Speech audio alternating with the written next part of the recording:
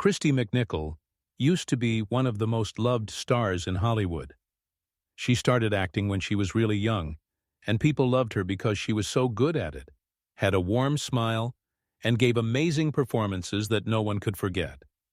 By the time she was in her 20s, she had already won 2 Emmy Awards and was in popular TV shows and movies that made everyone know who she was. But right when it looked like her career would go on forever, Kristy suddenly disappeared from being famous. Fans were really shocked. There was no warning, no explanation to the public, just nothing. For years, people wondered why someone so successful would just walk away when she was at the top of her career. Now, at 62 years old, Kristy is finally ready to tell everyone the truth about why she left Hollywood.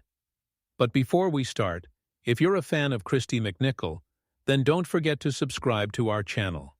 When Kristy McNichol was a kid, she didn't get into Hollywood because she was rich or famous. She got in through the back door because of her mom's different jobs. Her mom, Carolyn, wasn't trying to be on red carpets. She was just trying to make enough money to pay for things they needed. Her mom worked as a secretary, sold makeup, and even had tiny parts in movies as an extra. She did whatever she had to do to make sure there was food on the table.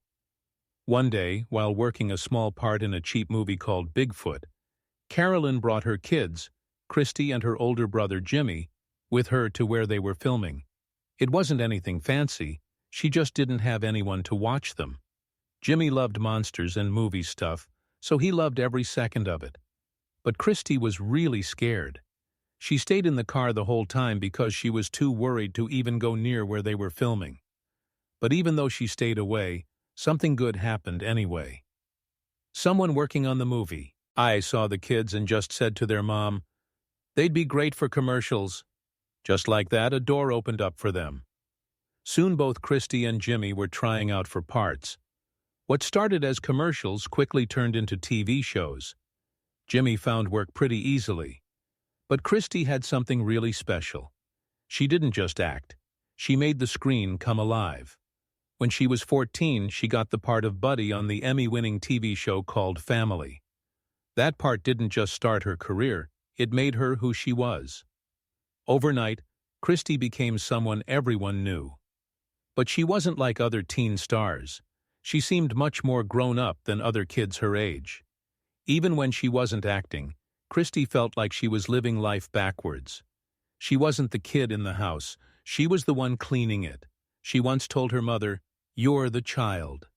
And her mom said back, "And you're the mother." It wasn't a joke. That's just how they were. While other kids were riding bikes or sneaking candy, Kristy was cleaning up, taking care of the house, and asking when her mom would come home. The normal roles of parent and child got all mixed up. When she started working on Family, she didn't treat it like a dream come true, but like a real job. "I was like a tiny adult," she said later. "I'd go off to work every day with a little briefcase." And it wasn't just pretend. Kristy brought real grown-up feelings to playing Buddy, acting like a teenager who asked hard questions and challenged the world around her. People watching saw this, and they really connected with her. While most kids her age were still trying to figure out who they were, Kristy was already being praised, judged, and watched closely by millions of people. She didn't slowly grow into being an adult. She skipped being a kid completely. And even though being famous made her a star, it also created big problems. By the time Family ended in 1980, Kristy McNichol had already filmed almost 100 episodes, and people saw her as one of TV's most put-together young stars. But behind the scenes, she was barely 18 and completely worn out emotionally. That same year, she took the main part in Little Darlings, a movie about growing up that became really famous, but made her even more exhausted. Kristy later said she never really said no to anything, not because she didn't want to, but because she didn't know how to. Her need to make people happy, especially her mother, meant she was always working.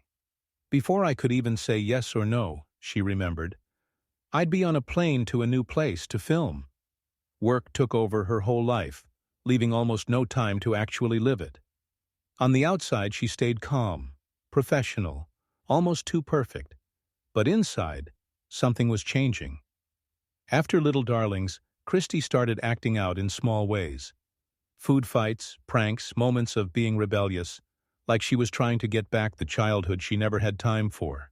"It was like I wanted to live my childhood backwards," she said. It was a sad realization. While the world saw a polished young actress, Kristy was quietly missing the youth she'd lost in the bright lights of being famous. Kristy McNichol's fame grew really big in the late 70s because of her amazing role on Family. But she was good at more than just television. She stayed in the public eye not just through acting but also through music, often working with her older brother Jimmy McNichol. In 1977, she shared the stage with Karen Carpenter during The Carpenters at Christmas, singing next to a legend whose own life was marked by quiet sadness. The next year, Kristy and Jimmy made a pop album together with their names on it, filled with young charm and brother-sister harmony. Their version of He's So Fine even made it onto the Billboard Hot 100, reaching number 70. They would work with the Carpenters one more time on A Christmas Portrait, mixing a feeling of family warmth with the glow of being celebrities. Together, Kristy and Jimmy became one of the most recognizable teen pairs of their time. Bright, talented, and seeming like nothing could stop them. But behind the shiny album covers and TV appearances, Kristy was quietly falling apart. The constant pressure, demanding schedule, and always needing to meet expectations started to wear her down. Fame, which once felt exciting, became exhausting. Eventually, it all caught up with her in the form of a major emotional breakdown. During that difficult time, Jimmy didn't think twice. He stepped in, not as a co-star, but as a protective big brother. He moved in with Kristy, giving her calm, steady support when she needed it most. Their connection, built in childhood and tested under the heat of fame, became what kept her steady. When everything else felt uncertain, Jimmy was her lifeline. By the time the 1980s came around, Kristy McNichol was no stranger to being famous.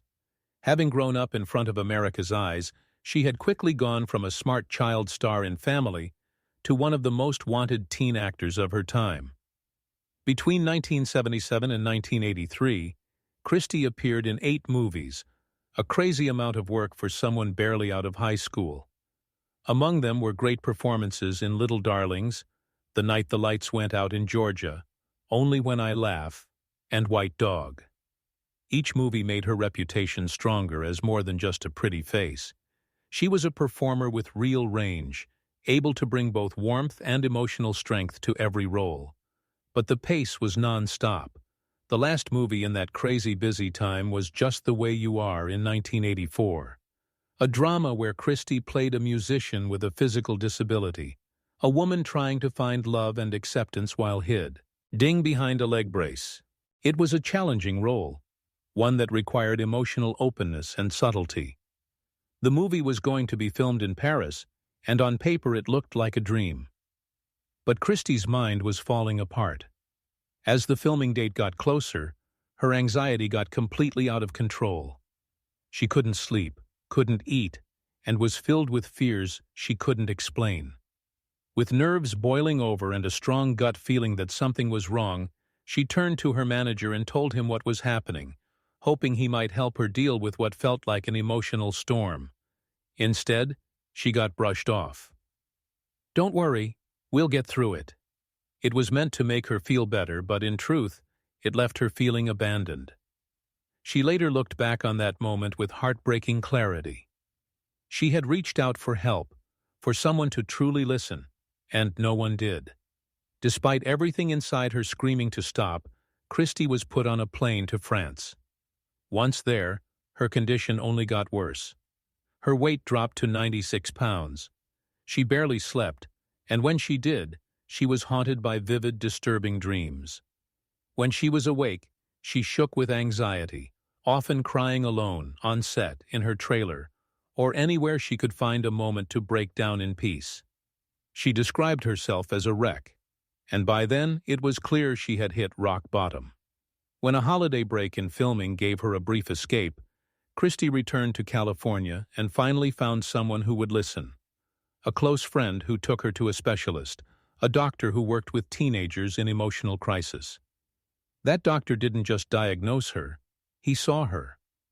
He told Kristy she was holding on to years of unexpressed anger and pain buried so deeply she hadn't even known it was there. Her childhood hadn't allowed her the space to feel those things, let alone process them. And now all of it was rising to the surface. The doctor urged her not to go, back to France, not to finish the movie. And for the first time in her career, Kristy listened to her own needs. She stepped away. It was a radical act of taking care of herself for a woman who had spent her life trying to meet everyone else's expectations. But Hollywood isn't always kind to those who pause. During her year-long break, rumors exploded. Tabloids guessed wildly, calling her a drug addict, an alcoholic, or mentally unstable. The studio's vague statements about a chemical imbalance only made the rumors worse. The truth that Kristy was struggling with severe anxiety and depression was buried under a landslide of gossip and judgment. She once said, "I think it would be easier to kick that kind of habit than go through the years of hell that I have." The mental health crisis she was living through was invisible to the public eye, and the world she once dazzled now felt cold and cruel. She eventually returned to finish Just the Way You Are. But her comeback didn't bring back the magic. Roles became fewer and less important. Movies like Love, Mary, and Dream Lover failed to get the public's attention the way her earlier work had. And even when the projects had promise, like You Can't Hurry Love or Two Moon Junction, they often came and went without much notice. Then, in 1988, Kristy found stability again, at least on the surface, in the NBC sitcom Empty Nest, a spin-off of The Golden Girls. She played Barbara Weston, a police officer and one of the main characters in a warm group cast. The show ran for 7 seasons, and Kristy appeared in over 100 episodes, quietly rebuilding a career that many thought had ended. But even during those years, she was still fighting internal battles. Eventually, she was diagnosed with bipolar disorder, a discovery that helped explain the chaos she had felt for so long, but also showed that something had to give. In 1992, during the 5th season of Empty Nest, Kristy left the show, saying it was for health reasons. Though she briefly returned before the series ended, it was clear her time in front of the camera was winding down. The industry that had once embraced her now felt suffocating. Fame had taken her childhood, then her peace of mind, and now, finally, she needed to choose herself. In 2001, Kristy made her retirement from acting official. She stepped away not because of failure, but because she wanted to reclaim her life. "I was on the big stage between ages 8 and 30, she later said. "I left show business for a variety of reasons, but a big one was my interest in learning what else there was in life." Since then, Kristy McNichol has lived a quieter, more private life, focusing on teaching, helping others, and finding healing on her terms. She came out publicly in 2012, sharing her truth to help others struggling with their identity or mental health, and has become a quiet advocate for self-acceptance. After decades in the spotlight, Kristy McNichol made the rare and difficult decision to leave it all behind. Her exit from Hollywood wasn't marked by scandal or failure. It was a quiet stepping away, a necessary act of taking care of herself. In 2001, her publicist released a simple but meaningful statement on her behalf. "I retired from my career after 24 years. My feeling was that it was time to play my biggest part, myself." That single sentence said what her entire career had long overshadowed. Kristy was ready to stop performing for others and start living for herself. In the years that followed, she embraced a life that looked nothing like the chaos and intensity of her youth. No more packed filming schedules, no more red carpets.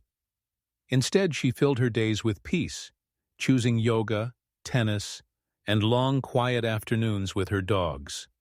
For someone who had spent so many years under pressure, constantly trying to meet expectations and please everyone around her, his calm was hard-earned and deeply personal. Kristy didn't cut ties with the world entirely. She simply redefined how she wanted to be part of it. In 2012, in a deeply personal act of courage, she came out as gay. She said it wasn't about headlines or attention, but about helping others who might be struggling in silence, just as she had once struggled. She knew the power of being visible, and she offered her truth as a quiet beacon to those who needed it. Though she never returned to acting full-time, Kristy stayed connected to the arts in her way. She sang with the Los Angeles Valley College Choir and supported a local foundation that worked to protect music programs. For her, music wasn't just a hobby. It was a safe space, a healing force in a world that had often felt unstable. Music had always been her anchor, and she wanted to help ensure it could be that for others too. Now in her 60s, Kristy describes her life as happy and peaceful. She has built a home rooted in calm, filled with the kind of contentment that once felt out of reach. And through it all, her brother Jimmy remains by her side. The same sibling who supported her through breakdowns and recovery. The one constant in a world that often felt too fast and too unforgiving. Will she ever return to the screen? When asked in 2010, Kristy simply replied, "Never say never." But whether she does or not seems almost beside the point. Her career was in many ways lightning in a bottle, a meteoric rise that left its mark. But the price of that fame was a childhood lost and a mind pushed to the edge. Today, Kristy McNichol is no longer trying to be what others expect of her. She's simply herself. And for the first time, that's more than enough. Her story, quietly powerful, remains a lasting reminder of why mental health, identity, and self-worth matter more than any spotlight ever could.